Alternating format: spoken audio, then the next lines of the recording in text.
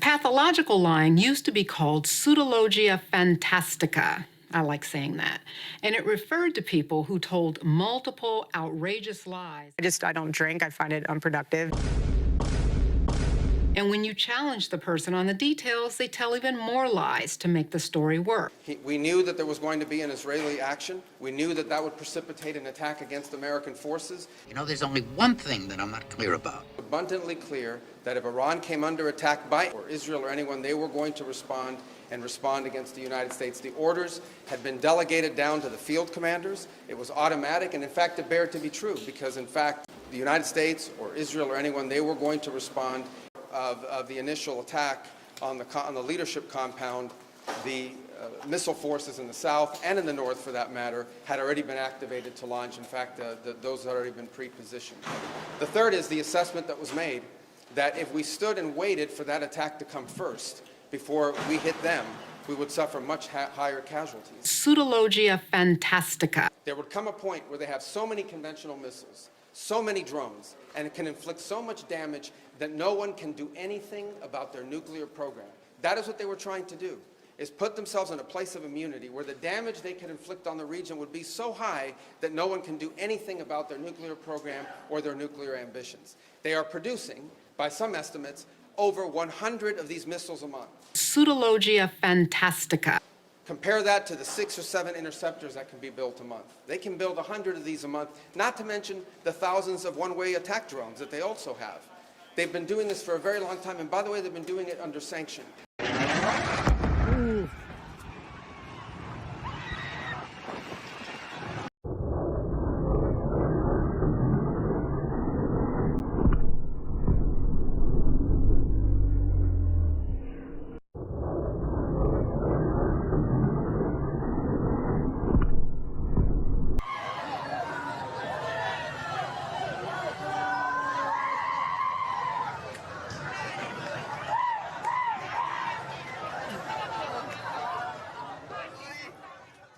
They're attacking airports, they're attacking hotels, they're hitting not just military bases, they're attacking our embassies directly, they're attacking facilities that have nothing to do with war or with military. You for idiot good. Your director of national counterterrorism, Joe Kent, he just resigned today. He said he can't support your conflict with Iran. What's your reaction to that? And did you? Well, I read his statement. My good friend Joe Kent resigned. I just want to read a couple of sections of his resignation letter. President Trump, after much reflection, I have decided to resign from my position as director of the National Counterterrorism Center, effective today. I cannot in good conscience support the ongoing war in Iran. Iran posed no imminent threat to our nation, and it is clear that we started this war due to pressure from Israel and its powerful American lobby. As a veteran who deployed to combat 11 times and as a Gold Star husband who lost my beloved wife Shannon in a war manufactured by Israel, I cannot support sending the next generation off to fight and die in a war that serves no benefit to the American people nor justifies the cost of American lives. I pray you will reflect upon what we are doing in Iran and who we are doing it for. The time for bold action is now. You can reverse course and chart a new path for our nation, or you can allow us to slip further toward decline and chaos. You hold the card. Listen, Linda. We don't need oil. Pseudologia fantastica. We have all the oil we need for ourselves. It's one of the great assets that we have. We have more than double what anybody else in terms of oil production. We're at more than double any other country. So we don't need it, but we did it. It's almost, you could say we did it out of habit. Stop. Which is not a good thing to do. But we did it because we have some good allies there. We have some great Middle Eastern countries there, Israel there. And I always thought he was a nice guy, but I always thought he was weak on security, very weak on security. Pseudologia fantastica. Entire politics of the issue. But look, after serving 20 years, mostly deployed to the Middle East, fighting the wars over there, and just seeing how our country had been lied to and brought down the wrong path in those wars, and that we were getting sucked into another one, and that the American people didn't have the full story, and our country did not have a vital national interest in this current fight. I said, hey, I in good conscience can't do this, because that was a promise I made to myself probably 20 plus years ago when I was deployed to Iraq. Once I realized after my first couple deployments that we weren't there for the reasons that our government told us we were there for, I said, if it's ever my turn, if I'm ever an adult in this situation, I ever have a position of responsibility, I will not in good conscience send young men and women off to die on foreign battlefields. One of these high-level commanders says, don't be worried because Trump is anointed by Jesus Christ to bring back the return. Oh, no.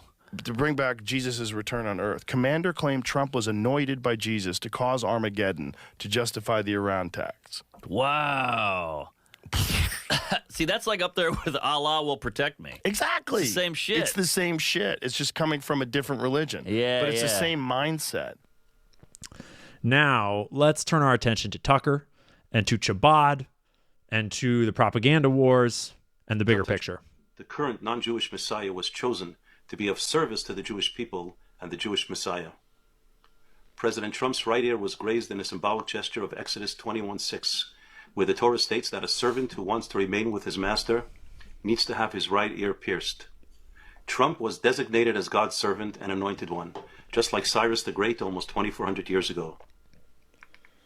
We have clarified in several videos that the absolute deadline for the redemption is by the end of the Jewish year 5787, which corresponds to October 2nd, 2027, 1,167 days from today.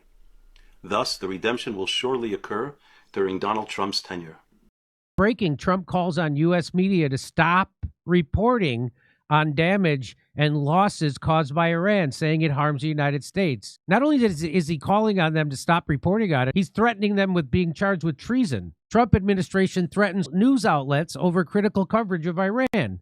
The administration of Donald Trump has warned the news outlets could have their broadcasting licenses revoked over critical reporting on the war against Iran, accusing the media of distortions. The FCC chairman, Brendan Carr, said in a social media post on Saturday that broadcasters must operate in the public interest or else they're going to lose their license. So you have to lie to people about the war. And if you tell the truth about the war, the Trump administration will see that as harming, not that you're not operating in the public interest if you tell the truth about the war. Could redeem him, but no one else on earth can. And you will never convince me he's a good guy after this 1 minute and 15-second clip. You'll never convince me he's a good guy. You'll never convince me he's leading a country that's the good country after this 1 minute and 15-second clip. Because you don't say these things. When you're the leader of a country, you don't say these things about other religions. You don't say these things about the religious leaders of other religions. You just don't.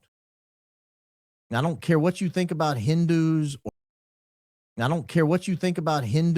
or Buddhists or Muslims or Christians or Jews. You just don't comment on people's leaders like this, the leaders of their religions, not when you are leading a country.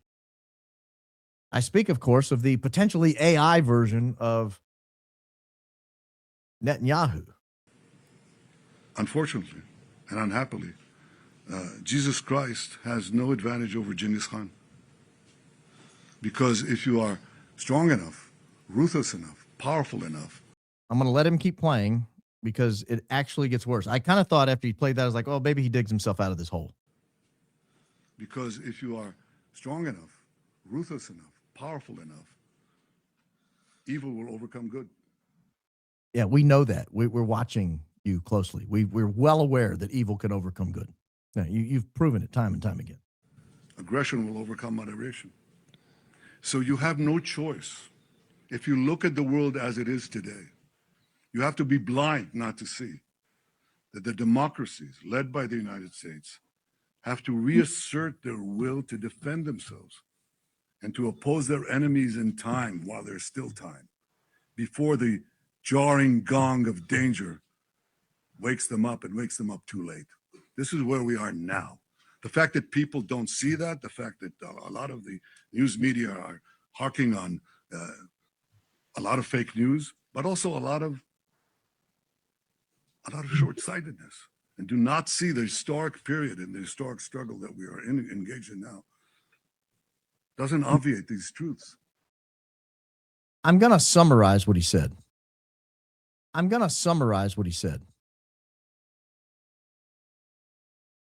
He said, "You Christians are foolish, following your God. You Christians are foolish to follow your God. Instead, you need to be aggressive, ruthless, and evil." There are Christian churches all over America, all over the world, who revere this guy and the country he leads. And his message back to you is, you're a fool. That's his message back to you. Oh, no! He's called my bluff. I'm going to be exposed for the fraud I've always been.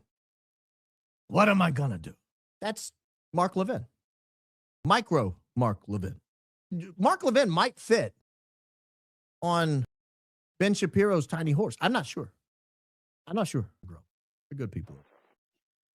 Little people do little things. Name calling reflects a lack of mental acuity. I pray for little people and little horses.